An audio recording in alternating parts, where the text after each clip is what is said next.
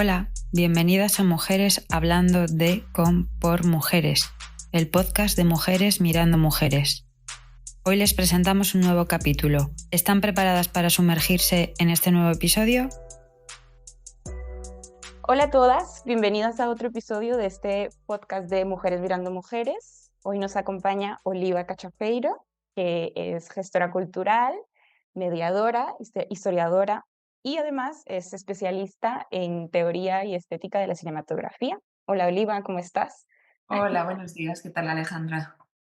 Genial, perfecto. Aquí muy emocionada de entrevistarte porque siempre aprendemos algo nuevo con las personas con las que entrevistamos, así que empecemos, si te Súper, parece. muchas gracias.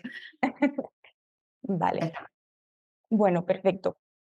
Sabemos que diriges el Museo de Arte Africano Arellano Alonso en Valladolid. Mi primera pregunta sería, ¿cuál ha sido el mayor desafío que has encontrado en tu función como directora del museo?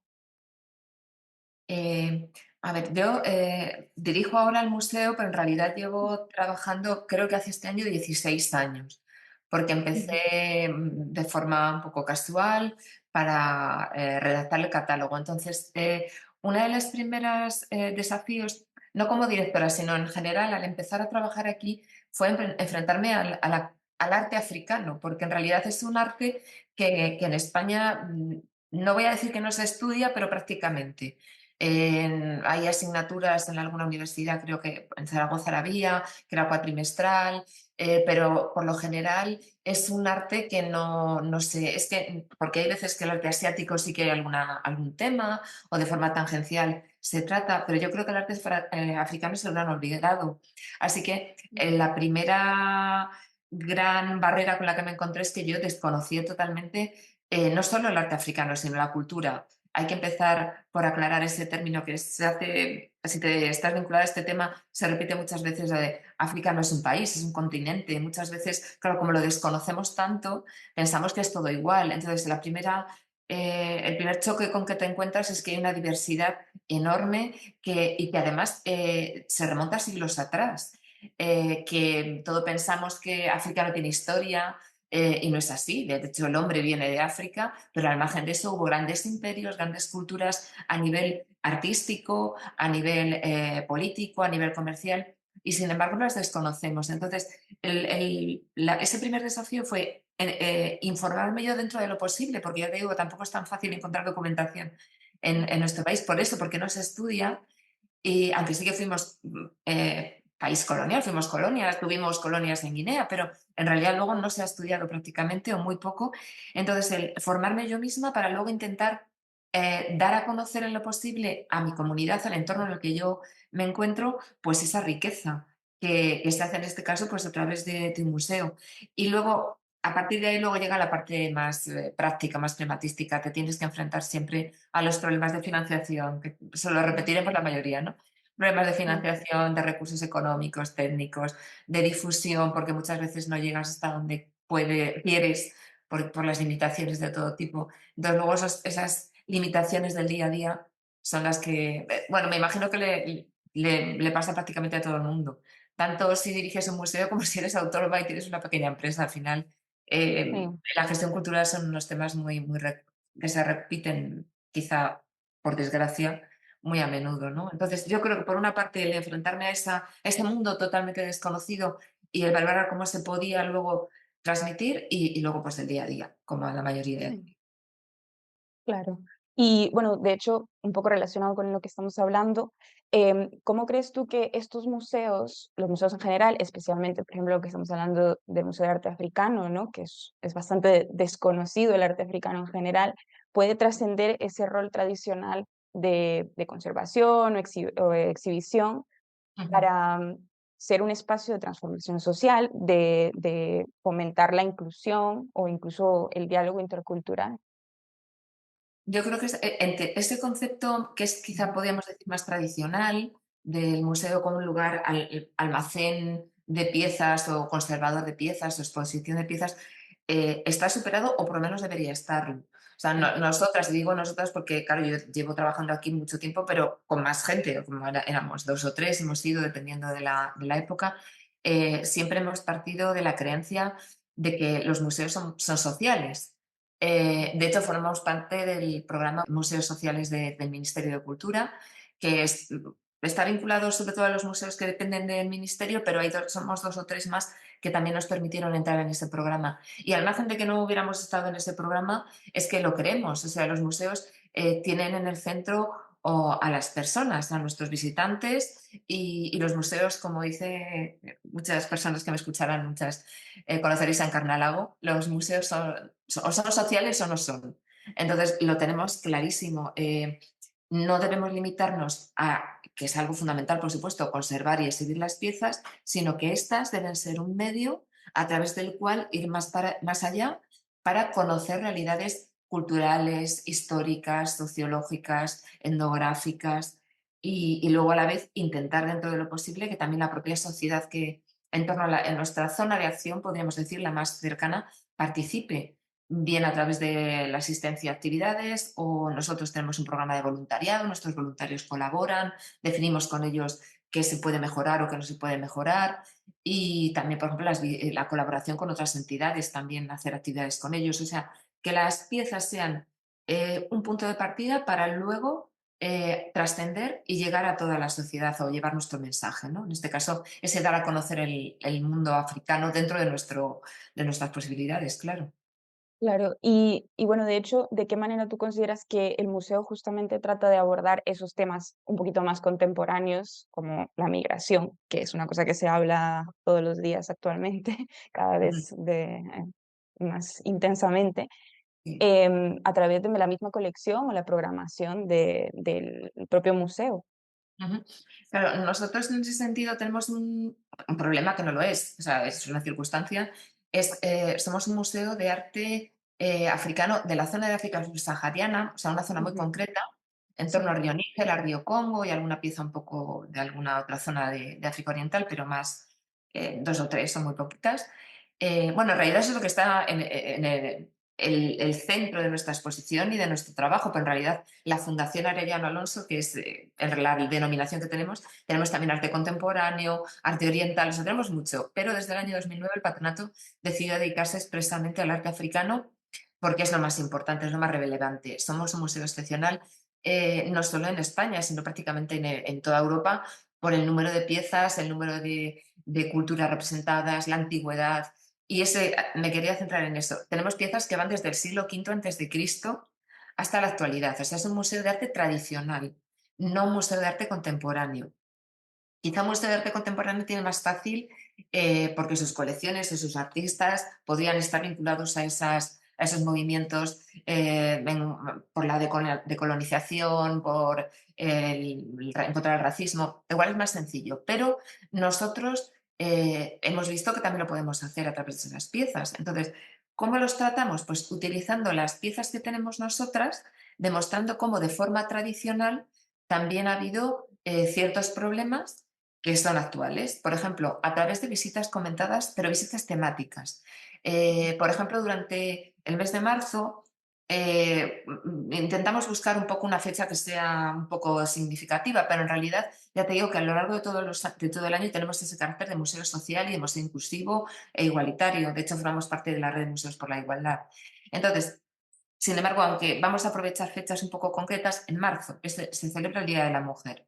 Pues lo que hacemos es visitas temáticas en las cuales que denominamos reinas y guerreras, en las cuales a través de las piezas que están expuestas demostramos cómo ese rol tradicional, esa imagen tradicional que tenemos de la mujer africana, incluso actual, como madre, esposa, hija, que lo es, o sea, que no estamos engañando, es así, pero no solo es eso, también en nuestro caso a lo largo de la historia ha habido mujeres que han sido reinas, que han tenido poder político, poder económico, poder de decisión, que han sido guerreras. Entonces, a través de las piezas que tenemos expuestas de las colecciones, pues si tenemos, por ejemplo, piezas te voy a decir, del antiguo reino de Benín, pues hablamos de las guerreras del reino de ujú, Benín, del reino de Dahomey. O si tenemos una pieza Ifé, pues demostramos cómo dentro de las familias reales, en la que el que tiene poder, el poder político es el rey, pero su madre tiene una gran influencia, que la consulta muchas veces, por ejemplo, también el papel que tienen a nivel de mujer como creadora, dadora de vida. O sea, elementos tradicionales, pero algo que Claro. va un poco más allá. O sea, son ese tipo de temáticas. Tenemos también, este mes tenemos visitas sobre la esclavitud, o sea, Ujú. sobre cómo se produjo a lo largo de los siglos ese fenómeno de la esclavitud, y algunas de las piezas que tenemos proceden de países que fueron víctimas de esos procesos de captura de esclavos y de traslado a América. Entonces, pues decimos, pues esta pieza procede de este país donde se produjo esta situación. O sea, aprovechamos lo que tenemos, aunque sean piezas antiguas, y les damos una temática, la relacionamos con las temáticas actuales. Claro. Y bueno, de hecho, justo que me comentas ahora también sobre las visitas tematizadas y bueno, que estamos hablando ya de lo del museo social, ¿por qué consideras que es necesario enseñar justamente desde el museo? ¿Y qué consideras además que el público devuelve a este museo? Enseñar desde el museo, pues porque yo creo que es un recurso más, o sea, se puede aprender de muchos Mm, ámbitos. Podemos aprender en la escuela, por supuesto, pero la cultura es una herramienta fundamental. Me refiero a cultura en genérico, en este caso estamos hablando de arte o de un museo etnográfico, pero cualquier aspecto cultural nos puede ayudar. Es que aprenderlo de educar hay veces que es como que estoy imponiéndote algo, ¿no? Puede claro. ayudarnos a enriquecernos personalmente y cuanto más sepamos, más críticos seremos y por tanto podemos opinar y podemos Mm, oponernos frente a cosas que pueden resultar eh, pues graves, que pueden limitar nuestra libertad o nuestro conocimiento o ofender a otras personas. Entonces los museos también tenemos esa obligación, el que aportar lo que nosotros podemos, en este caso a través de la obra de arte, para que la sociedad mejore como sociedad y nosotros como individuos. ¿Y mm, qué recibimos de los públicos? Pues por una parte, claro, hay mucha diversidad. Es muy interesante ver a los niños, por ejemplo, los públicos que pertenecen a colegios o a institutos, pero sobre todo los niños. Nos enseñan muchísimo, porque claro, nos da muchas veces otra visión diferente. Nosotros estamos ya acostumbrados a mostrar las cosas de una manera muy concreta y de repente ellos te lo hacen, te lo ven desde un sí, punto de vista totalmente distinto, totalmente desperjuiciado, y de ellos exacto, aprendemos sí, mucho. Pero también claro. tenemos visitantes que son de los propios países de los que vienen las piezas. Ujú, Entonces, ellos sí que nos dicen, pues esto que estáis diciendo no es así, o sí, o deberíais tratar este otro tema, o sea, que nos van enriqueciendo. Con lo cual yo creo que hay un intercambio de nosotros aportamos lo que podemos o lo que sabemos hasta donde llegamos, pero ellos también nos van aportando o nos van enriqueciendo y cambiando también a veces nuestro punto de vista, porque hay que seguir evolucionando siempre, no podemos quedarnos anclados, ¿no? La sociedad también cambia y nosotros también debemos cambiar. Bueno, y ahora hablando un poco del feminismo como tal, sabemos que colaboras con Occupy Gender y obviamente también con Mujeres Mirando Mujeres. ¿Por qué consideras que es imprescindible o que es importante esta colaboración de las artistas en este tipo de proyectos, especialmente entre mujeres? Bueno, con el tema del Occupy Gender, Ujú, quería aclararte que en realidad ahora ya no se está haciendo. Se mm, desarrolló durante 5 años, desde el 2015 hasta 2019. ujú, Fueron 5 ediciones muy interesantes. Y fíjate, lo que hizo el museo ahí fue entrar directamente en ese diálogo con la sociedad. Porque a través de otra colaboradora externa al museo, de Marta Álvarez, nos reunimos y dio la casualidad que en Valladolid en esos años, en 2014, 2015, hubo una emergencia del movimiento asociativo. Estaba como muy parado todo, yo creo que fue algo genérico, pero en toda España, pero bueno, yo te digo, te hablo de lo que conozco. En la ciudad hubo como una emergencia de muchos colectivos feministas pero que estaban como muy individualizados, muy separados. ujú, Entonces, pensamos que igual el museo podía ser un lugar de encuentro para todos esos grupos que estaban surgiendo. Y entonces organizamos Ocupa Gender, era lo que se denominaba Foro de Iniciativas Feministas, nos reuníamos en una sala y distintos colectivos explicaban o nos hablaban de lo que estaban trabajando. Podía ser a nivel artístico, porque nosotros, claro, somos un museo, intentábamos que siempre hubiera algo artístico, pero podía ser pintura, escultura, ilustración, cualquier campo creativo, pero también movimientos sociales, movimientos de todo tipo, vecinales, de asistencia a víctimas de maltrato, o sea, hubo un poquito de todo. Entonces, lo que se hizo allí fue crear unas sinergias, además, para que después surgieran nuevos proyectos. En el 2019 fue el último y después llegó Mm, la pandemia. Entonces fue bueno, el parón, fue lo que nos afectó a muchas y después de eso, de todas formas, yo creo que hubiéramos parado, porque también lo que te digo, que la sociedad cambia y claro, esa utilidad inicial ya no existía, ya la gente se conocía, ya algunos grupos empezaban a desaparecer, habían surgido otros, entonces había que haberle dado una vuelta a ese proyecto, pero fue muy, muy interesante.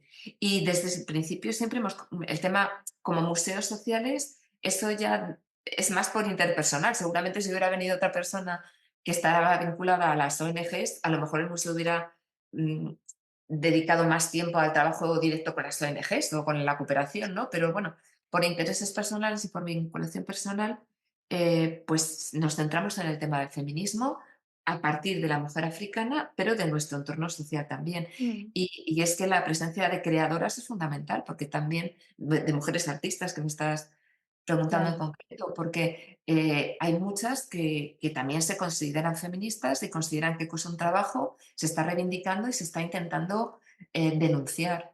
O al revés, mostrar lo bueno que se está haciendo, no vamos a ser negativas para todo, ¿no? Entonces, el museo es el centro en el que todo ello puede unirse y generarse esas sinergias. Yo creo que es muy interesante también. Que no es un espacio, como decíamos al principio, solo de exposición de obras de arte o de conservación, sino un espacio vivo. Claro, de hecho, te iba a preguntar eso, que justamente ahora que conforme están creciendo, por ejemplo, los extremos, Mm. el odio, desgraciadamente, cada vez crece más. ¿Consideras que se podría volver a hacer algo parecido como Occupy Gender actualmente? Yo creo que sí, no creo que hubiera problema. Creo que es Mm, más cuestión de que determinados movimientos que actualmente ya no existen, pero porque el movimiento asociativo también tiene su vida. Hay veces que sí. muchas veces depende de una persona o de un grupo de personas, tu vida profesional, tu vida personal cambia y yo quiero creer que no habría problema. No lo Ujú. sé, no lo sé. Vamos a pensar que no habría problema, ¿no? Muy Claro, claro. positivas también. Bueno, y ya por último, no me gustaría irme sin antes preguntarte cuál es tu relación, ya una pregunta un poco, quizás un poco más personal, ¿cuál es tu relación con el cine y qué lugar ocupa en tu vida profesional? A ver, en realidad, mira, cuando me planteaste esta pregunta, fíjate, me tengo que remontar, digo, esto va a sonar ya a señora mayor contando su vida, pero es que es así. Y además seguro que muchas de las que nos están escuchando, las más jóvenes, no vais a saber. Hace un montón de años, cuando yo era niña, había un programa en la tele que se llamaba La Clave. No Ujú. sé si a ti te suena, no, a ti ya no te Mm, suena. En televisión española era la única que había. La Clave era un programa en el cual había un señor rodeado de señores, por supuestísimo, que fumaban constantemente, pero que proyectaban unas películas maravillosas. Películas clásicas, pero también películas de autor, o sea, no era un cine comercial. Y yo me recuerdo con 6 7 años, que yo ahora lo pienso, y yo que hace una niña de 6 7 años viendo a las 10 de la noche de un viernes este tipo de películas y sobre todo los coloquios, o sea, no lo sé. Pero, pues yo qué sé, igual surgió de ahí, no lo sé, puede que sea de ahí, pero como que me enganché al cine, al mundo del cine. Y luego ya en la universidad sí que he estudiado también teoría estética de la cinematografía, lo que había entonces, em, con lo cual siempre, aparte del interés personal, he tenido esa vinculación.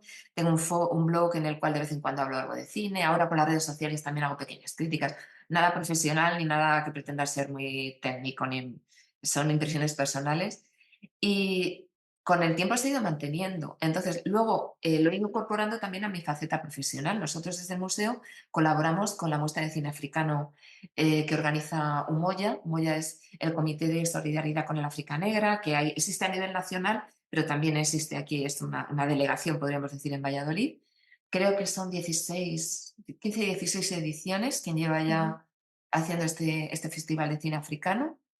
Y al principio lo hacíamos por nuestra cuenta, de manera independiente. Cuando nos dimos cuenta de que existía, decidimos eliminarlo desde el museo y unirnos a ellos para crear un festival un poco más potente. O sea que he seguido vinculada a este ámbito del cine. Luego después hemos programado en el espacio Seminci también. La última, por ejemplo, ha sido Moladé, una película que habla sobre el tema de la ablación genital femenina en África, mutilación genital, con lo cual, pues eso es un poco utilizar el museo como difusor de arte, de cultura africana y de denuncia, utilizando en este caso el cine y además sacándolo del espacio del museo, para que otras personas también puedan acceder a él, nos conozcan luego y vengan aquí.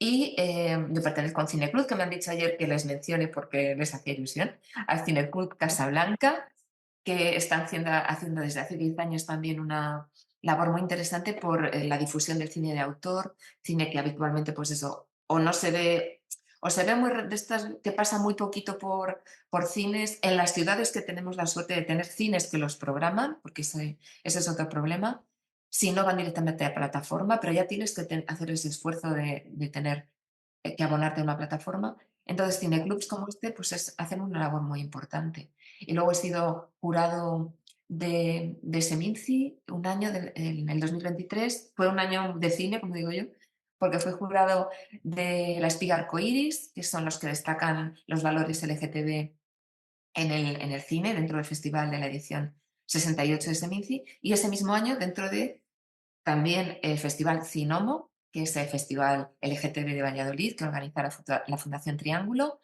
y en este caso fue dentro de la sección documental, porque yo como tengo formación como geografía e historia, yo soy historiadora, a mí el tema documental me gusta mucho, me interesa mucho, entonces ha sido un poco un suma de todo, ¿no? Desde un interés personal desde pequeñita, pues luego ha ido coincidiendo que en el tiempo he podido incluirlo en mis gustos personales, pero también en mi trabajo. Claro, claro, qué suerte. Sí, sí, la verdad es que a mí es un mundo que me gusta mucho y sirve también muchísimo como herramienta social. O sea, aparte del disfrute estético, por supuestísimo, pero como herramienta Sí. social o como es una herramienta muy importante. Ujú. Mm, claro, exacto. Bueno, hemos terminado la entrevista. Ujú. He aprendido muchísimo contigo, Oliva. Uy, Me ha encantado hablar contigo. La verdad es muchísimas que sí, gracias. te lo dije desde el principio, pero Sí, bueno, me alegro. encantada de tenerte y espero que todas las que nos escuchen también lo hayan disfrutado tanto como yo. ¿Me dejas terminar con una cosita? Claro que sí, por supuesto. Animaros a todas a visitarnos aquí en Valladolid, a visitar el Museo de Arte Africano. Voy a decirlo porque es un poco largo, pero es Museo de Arte Africano Arellano Alonso de la Universidad de Valladolid. Estamos en el Palacio de Santa Cruz, sobre todo por eso, porque es un mundo muy desconocido y os va a sorprender porque habitualmente tenemos la idea del arte africano como máscaras faciales. Nosotros tenemos colecciones de monedas tradicionales, de escultura en terracota y luego otra parte que sí que son máscaras pero completas que os van a sorprender. Quienes habéis venido lo conocéis y si no, animaros a descubrirlo. Y también reivindicar un poco que muchas veces solamente se conoce lo que está, yo aquí hago me van a matar mis amigas de Madrid, pero es así. O sea, a Madrid, sobre todo a quienes vivimos cerquita, es como que nos absorbe mucho. Sí. Entonces, hay fuera muchísimas más cosas. En Galicia, en Asturias, en Extremadura, en Andalucía, en Castilla-La Mancha, en Cataluña incluso, y eso que está Barcelona, pero también en muchos sitios, en Valencia, yo qué sé, en todas las comunidades, animaros a descubrirnos. A Mm. nosotras en particular, pero en general a todos esos centros pequeñitos que con mucho esfuerzo pues intentamos hacer un trabajo diario que sea lo más digno posible, aunque tengamos pocos medios y menos medios. Mm. Exactamente. Yo definitivamente planearé para ir porque la verdad es que me ha parecido súper interesante. Bueno, y por último también quería recordarles a todas las chicas que ya tenemos la edición 11ª de Mujeres Mirando Mujeres. Este año seguimos sumando, transformando y generando nuevas miradas. Puedes encontrar toda la información en la web. Muchas gracias, Oliva. Aquí. Hasta aquí nuestro podcast de hoy. Puedes dejarnos algún comentario en nuestras redes sociales, visitar nuestra página web www.mujeresmirandoamujeres.com y consultar cómo asociarte. No te lo pienses, súmate. Hasta el próximo capítulo, mujeres.